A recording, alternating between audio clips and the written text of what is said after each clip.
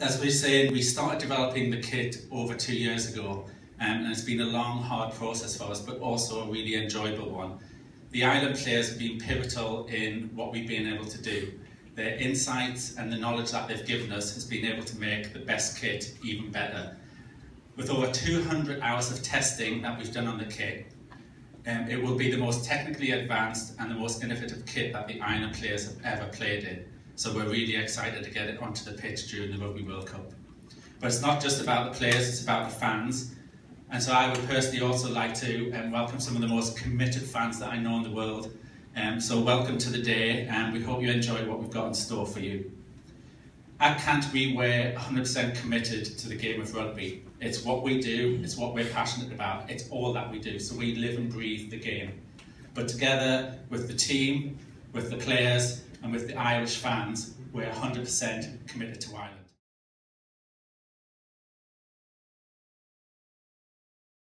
I mean, I guess the inner child in us still gets a bit excited about the jersey. You know, I was looking even on social media today. Huge interest in what it looks like. Do you get that as a pro still, Jack? Yeah, definitely. No matter what jersey, Irish jersey you're rolling on, it's fantastic. But this one in particular fits really well, and Canterbury's gone through a lot of trouble to get it together. It looks really good. It feels really comfortable too. I was kind of surprised about how in-depth the process is, Paul. 2 years regular consultation with you guys. I assume you were part of that in some way or other. What are you looking for in a jersey? Slim fitting for when I'm making line breaks and I don't get caught is a big thing. No, I think that's actually the main thing guys are looking for, something they're comfortable in. But you know, Keith Earls, Rob Kearney, Lukey, all these guys, they want a really tight jersey because the margins are small, and when you make a half break, you don't want anyone grabbing you by the jersey. So you know, we have had slim fitting jerseys before that have been quite heavy, but this is it's a great jersey. It feels nice, and that's the most important thing. Yeah, it's the lightest jersey you've ever played in. I don't have to realise that. I'm sure you do. I've heard that, but yeah, it feels like, look, it's funny, it's not something you think about when you're actually playing, and we were consulting on it, we were asked about it. I wouldn't have had a lot of opinions on it, but plenty of the boys did. Plenty of the boys wanted certain things on it and that. So yeah, it's great to get what you want and to be asked, I suppose. Yeah, it's not so long ago, Rob. I mean, you look back at Brian O'Driscoll's hat-trick in Paris. It's a miracle he was able to run by anyone. Like it was actually incredible the shape of the jerseys for a long time. Or the shape of him. Yeah, I think the evolution of the jerseys over the last 10-15 years has been enormous, even this one to the last World Cup. You know, you're always looking for those fine little margins, and if you can get maybe a 1%er from, you know, the cut of your jersey, well then brilliant. Yeah, that's the thing. I can't overstate it either. Like, bookies are not slashing the prices in Ireland winning the World Cup on the back of this unveiling. But there is a point as well where you want to feel good, you want to look good. That plays into your overall performance. It might just be 1%, but at the end of a tight game, that's a good percent to have, I suppose. Yeah, definitely. Look, I mean, you look at, you know, we won the Six Nations by 5 points or whatever. You know, that's, you know, if a team scores a try and converts it, you lose it. And sometimes the difference between a tackle in the corner and not making a tackle in the corner is grabbing the edge of the jersey, and that's the main thing I like about them anyway, and I like about the new jerseys. I mean, as you said with Brian, it used to be the fashion that you try and get the biggest possible jersey you could. It probably made you look bigger. But yeah, that's the big thing. You know, I hate seeing a winger with a baggy jersey on. Was there anything you were looking for in particular, Jack? Probably a bit looser around there. It's a good fit now, but hopefully it won't have as much of a belly going into the World Cup if I make it. But it's a good fit now, and yeah, it's comfortable. Yeah, it's baggy in the right areas. Anything specific for you jump to mind? I think for backs, obviously, as Paul said, we like to have them tight. But it's good to be able to breathe in them too. I've been in some tight jerseys down through the years. I could never catch my breath for 80 minutes. So yeah, I think they have the balance really well with this one. They're nice and tight, but you can grab the breath as well. Great stuff. Well, hopefully they bring you guys lots of luck, lights, jerseys.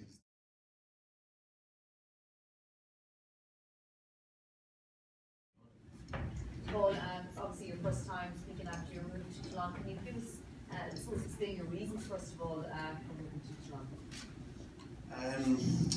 My reasons, I suppose, for me it's a chance to do something different. I'd say for about two years I've been fairly sure I was going to retire after the World Cup.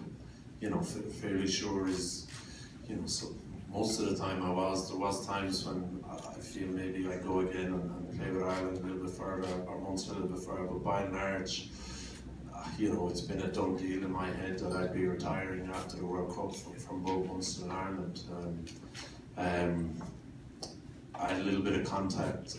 You know, there was a thing in the paper in France that Paul were interested in me, and I'd never spoken to Paul or never heard anything from Paul, but that sparked a bit of interest from some clubs in France, and I got some contact from Paul Strichan, who's the S&C coach in Toulon, who was on the line, so I'd be quite friendly with, who asked me would I be interested, and I said I hadn't really thought of it. I said give me a little bit of time, I'll get back to you. And I actually got back to him after Christmas and said, look, I've decided it's not for me, I'm going to fully retire after the World Cup.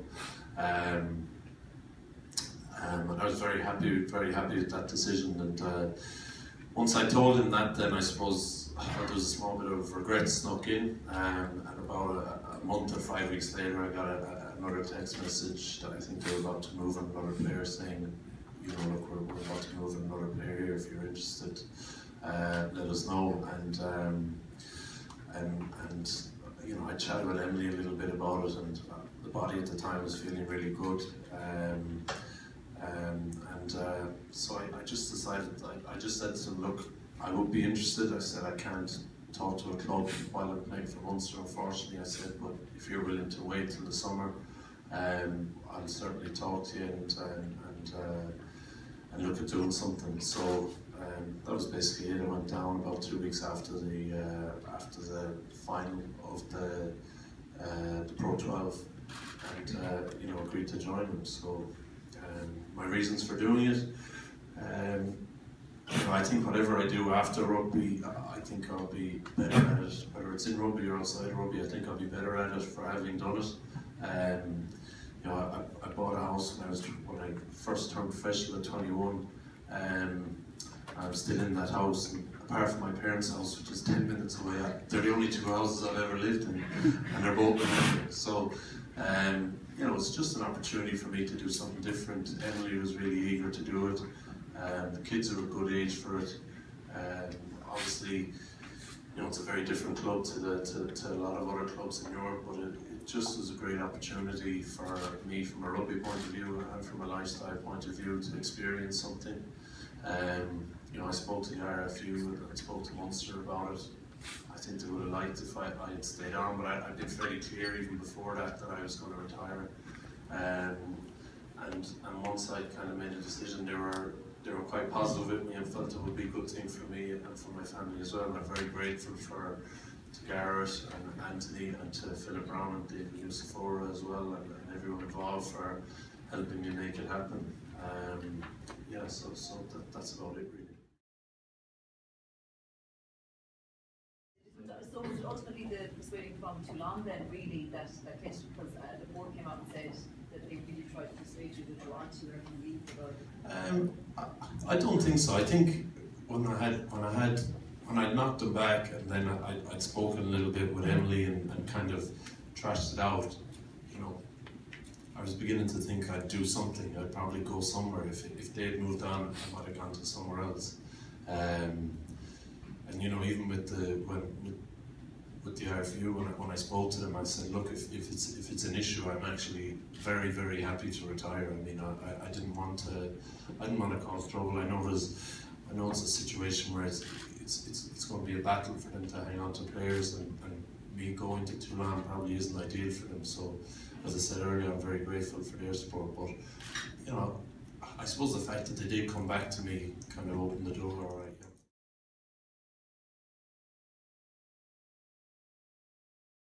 Club for looking after all the players. you know, it is a nice part of the world to live in. You know, there is an incredible amount of positives for me as a player and as a person, and for my future. And there's an incredible amount of positives for my family as well. So, you know, it's not a massive long stint. It's going to be a little over a year and a half, even if it is that. You know, so you know, there is a lot of positives there from it. And as I said, I'm just grateful for the opportunity.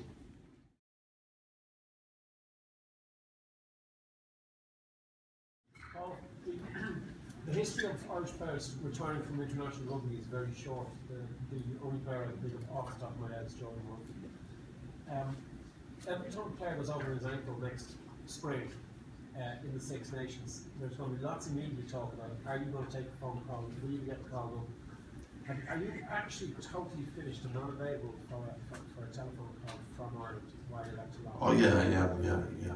That's not the way Joe does things anyway. You know, he works even in the week of a test match.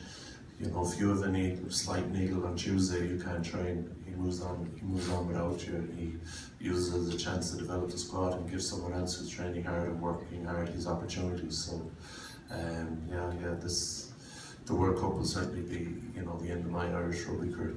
Paul, you're a deeply popular player in Ireland and a deeply popular person. If we have a problem at the Six Nations, are you saying you're not on the end of the phone? I don't think I'll be needed on the end of the phone. There's, you know, I think there's great strength and depth in second row at the moment, and we probably have a few back rows that can jump in there as well. So I'll be at the end of the phone, but I don't think I won't be needed, and I won't be available either. So can you change your suit from Superman to James Bond? Never say never. I will say never, because I will say never. Look, I just know myself.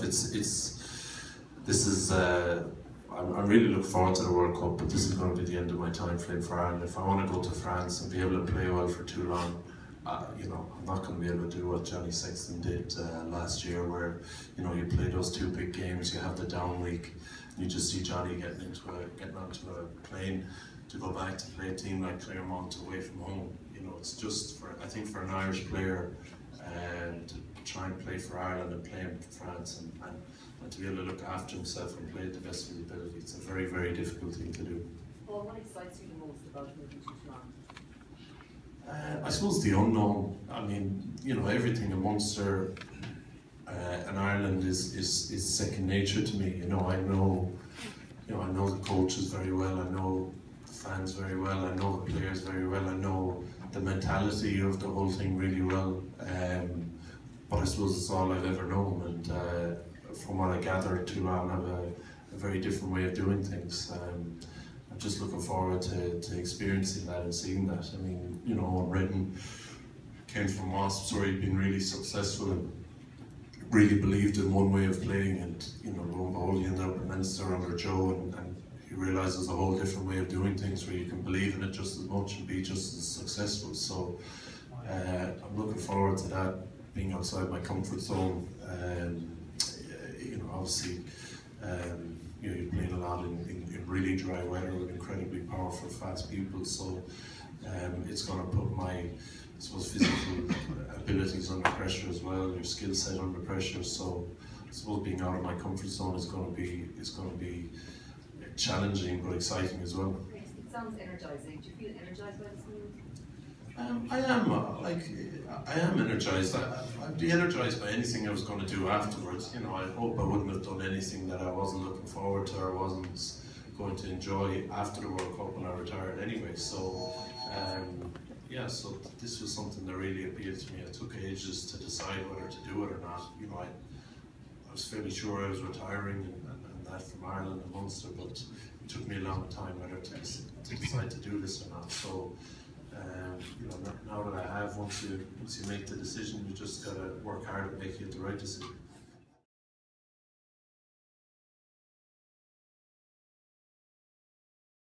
Was the chance that you might have to face Munster again at some stage in the future, did that throw any doubts in your mind about the move? Yeah, I was nervous. It didn't throw any doubts in my mind about the move. That's not a reason. I don't think it's a reason not to do it. I was nervous for the Heineken Cup draw. But, you know, once you make a commitment to move, you got to take these things as part of it. And if we had drawn Munster, it would have been, a part of it would have been great, but a part of it would have been horrible as well. And now we are after getting Leinster, which makes it very, very interesting to say the least. Rob, there's a lot of talk about Johnny Sexton being a game changer in terms of moving to continent last year. It hasn't happened, but is this the way the future for Irish internationals? Part of their international career at the end, maybe towards the end, and go off and experience something else. I don't think so. I think Paul was very definite about, in terms of his decision after the World Cup, that he wanted to retire from international rugby. And I think the biggest thing that a player can regret for the rest of their life is if they thought their body was still in good enough shape to maybe give your career 1 or 2 more years. And it's brilliant for him. I think all the players are delighted for him, and to see that he still has that huge amount of hunger at 35 years of age is it's quite inspiring in some regards. You looking forward to playing with New Zealand? Isn't New Zealand? Of course it'll be New Zealand. 10,000 of his own fans. Yeah, I remember Strings came back for Bath, didn't he? New Zealand got a huge standing ovation. So yeah, we're looking forward to having him back in the Leinster patch.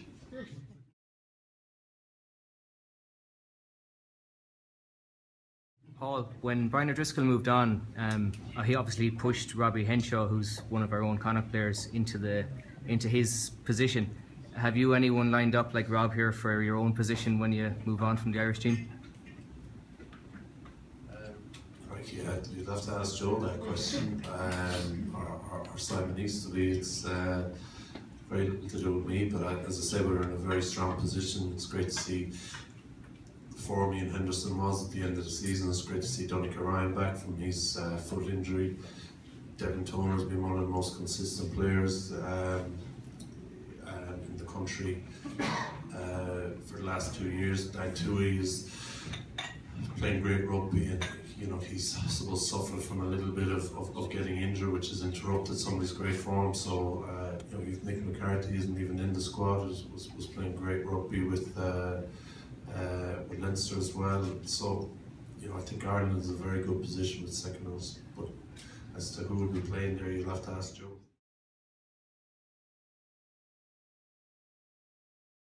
Jack, how excited are you looking forward to the World Cup? And talk us about your early memories of the World Cup. What's your first thoughts of the Rugby World Cup?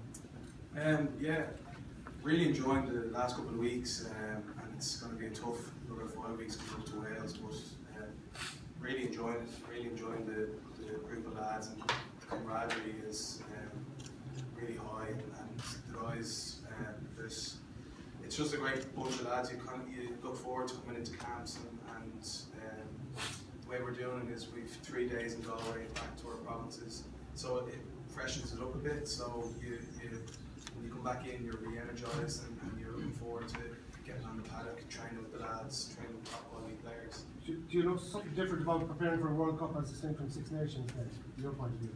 Yeah, absolutely. It's probably a little bit more scientific, the way S&C has gone in the last couple of years, and with guys like Jason Cameron that we have, it's fantastic, and we know what we're doing. We're getting the best benefits out of it, and there's science to prove it, and there's science behind it, and you just know everything you're doing is specifically geared towards your pre-season, going forward towards the 4 open games in the World Cup. Yeah, are you at the point, Chip, where you're focusing in on those games? Are you looking at the likes of Italy? Are you looking at the crunch game like France, Canada? Which ones are you looking at, Jed? No, as Paul said, it's take it week by week, and in the upcoming weeks we're going to get back into running our phases, running our lineouts, getting ourselves kind of getting back to second nature, because when we would have been away with our provinces last season, you start forgetting the cause a little bit. So coming back into it next week, we'll be gearing up to that for Wales and going forward. And final question, Paul, how popular will you be beating France in the group stages and then heading over to your club career? Jeez, I hadn't thought of that. It'll be a great way. It'll be great if we did do it, but as I said, I haven't given it much thought. Where, you know, I know it's almost like a mantra with us, but and Joe's been very pointed in that we literally haven't spoken about our opposition in the group stages. We haven't spoken even about our opposition in the Guinness in the Test series in the summer. So we're just flat out training now and trying to get fitter, stronger, a little bit faster, and that's it.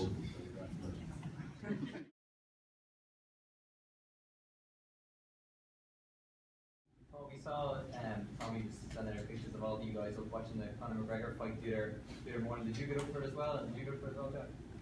Yeah, I was up for it. I don't know a lot about UFC or anything, but I watched the fight and yeah, I thought it was pretty incredible. I think a few lads jumped on the bandwagon, alright. But no, fair play to him, it was unbelievable. Serious comeback, and congratulations to him as well. And have you been watching for a few years yourself, Jack?